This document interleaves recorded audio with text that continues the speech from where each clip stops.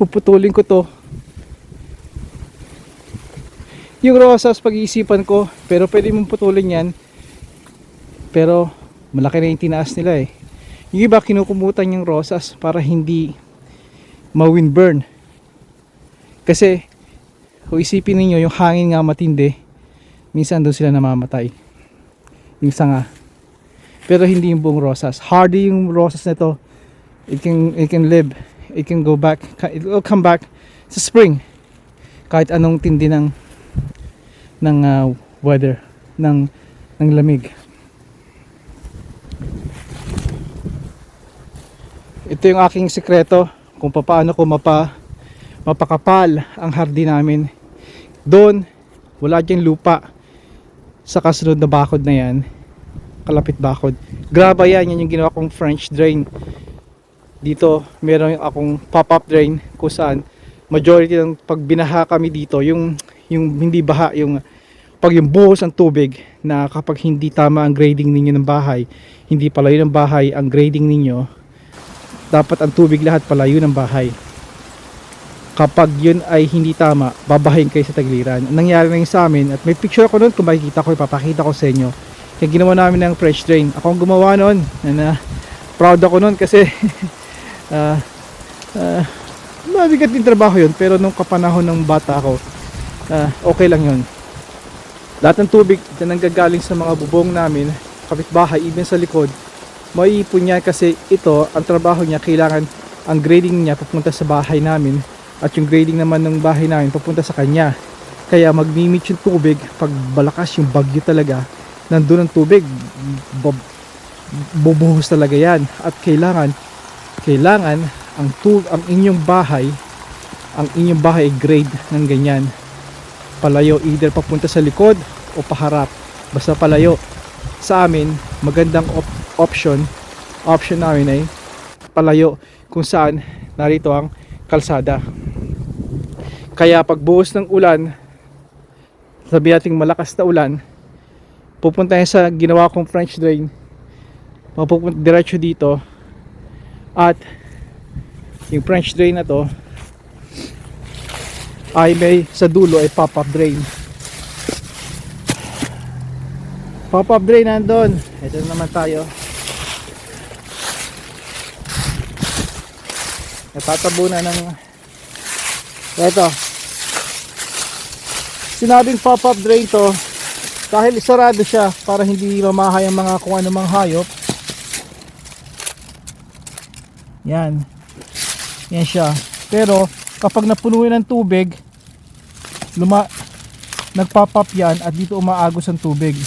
May temperature, may video ko noon, kasagsagan ng ulan, buhos ang ulan namin dito diretso, at ito yung umaawas talaga, kung saan safe, malayo sa pundasyon ng bahay,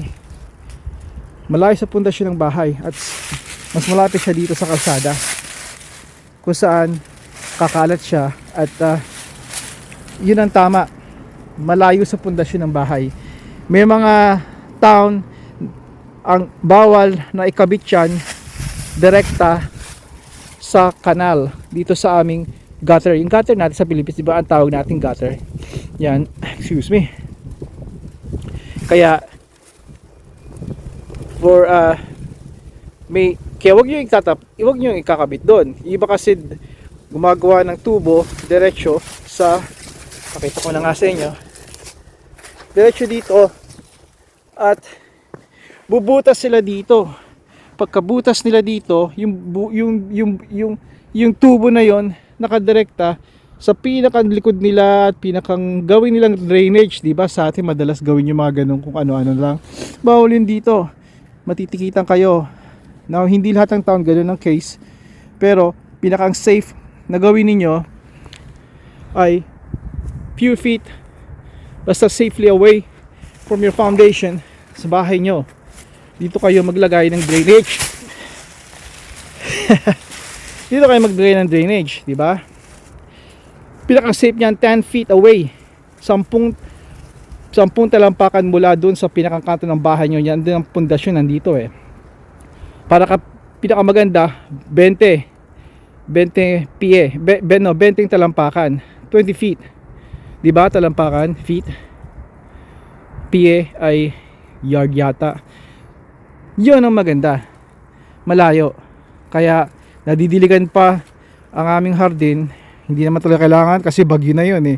Talagang soaking na to, saturated ang tawag doon ng tubig. 'Yun ang problema noon kasi kapag naglinger, kung nandun ang baha ninyo at tubig, ilang araw minsan, depende kung clay yun, mas matagal mag-stay sa loob ang mga tubig sa iloob ng bahay ninyo, yung paligid ng bahay ninyo, yung pundasyon.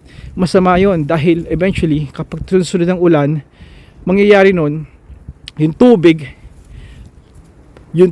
ay papasok sa inyong mga floor sa basement nyo, tutulo sa wall, tutulo sa, kahit may tile kayo, tutuloy, papasok ang tubig doon dahil andun na yung pressure ayaw nang lumabas kailangan nang lumabas, pero sunod-sunod ng ulan or nakita nyo, imagine nyo to at tanggalin nyo yung lupa, naandyan yung parang pool, nasa paligid ang bahay ninyo, napapaligiran ng tubig.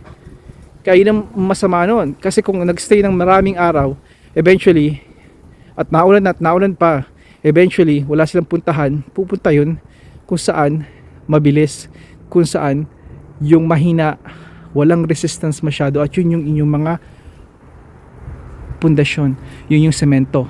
Kaya importante ang sa bahay ninyo, yun ang una yung tingnan. Even pag bibili kayo ng bahay, tingnan nyo yung grading, tingnan nyo sa mapupunta. Imagine nyo may malakas na bagyo, yung bang tubig ay papunta dito sa bahay ninyo kung saan maglalagi, o maganda ang drainage nila.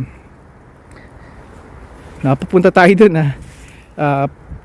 masyadong importante sa akin yun dahil maraming akong nakitang bahay na ganun nangyari at wala silang choice kundi maglinis gamit lang ang kanilang lampaso, timba at ventilador dahil wala silang pera, wala minsan silang insurance, o minsan yung insurance nila hindi cover yun. Don't ask me about that dahil hindi ko i-discuss yun. May mga iba-iba tayong circumstansya and ayokong just do your homework at alamin nyo rin ang mga bagay na to sa mga tao nasisilaw sa ganda ng bahay, may lokasyon. Tingnan nyo rin yung mga potential na mangyari tulad ng baha or tulad ng baha, importante din yon. Ano pa bang sasabihin ko sa inyo? Magpahukay, magpa-waterproof back then will cost you over $10,000 and that was 10 years ago. Hindi ko na alam kung magkano ngayon. Mahina siguro ang papalo ng 15,000 o 20,000. Depende rin kung ano ang lokasyon mo, kung gaano ang access nyo sa bahay paligid. Itong bahay ng mother-in-law ko dito ay pina-waterproof namin noon. Kaya paligid yan, waterproof even sa loob ng garahe. Paikot yan. Pag-uusapan natin yan sa karaan, pero kung gusto niyo punta kayo sa main page channel ko, sa YouTube channel ko, 'di ba, sa Lakay Lauro. Punta kayo sa main page at doon may sarili ako dong sa mga bawat page may sarili kang search box. Type niyo lang doon French drain or waterproofing. Ilalagay ko yung keyword na yon para makita niyo yung 2 o 3 video kong ginawa tungkol doon dahil makakatulong yun sa inyo lalo pat na naghahanap kayo ng bahay o nakabili na kayo ng bahay or matagal na kayo nakatira at naisip nyo, hey, hindi ko to naisip baka something to consider kasi hindi nyo alam ito yung mga bagay kaya nga may insurance tayo dahil hindi natin alam kung kailan darating ang problema o sakuna, di ba? Okay, didiretso ko na to, siguro separate video to at tuloy ko na to ginagawa ko.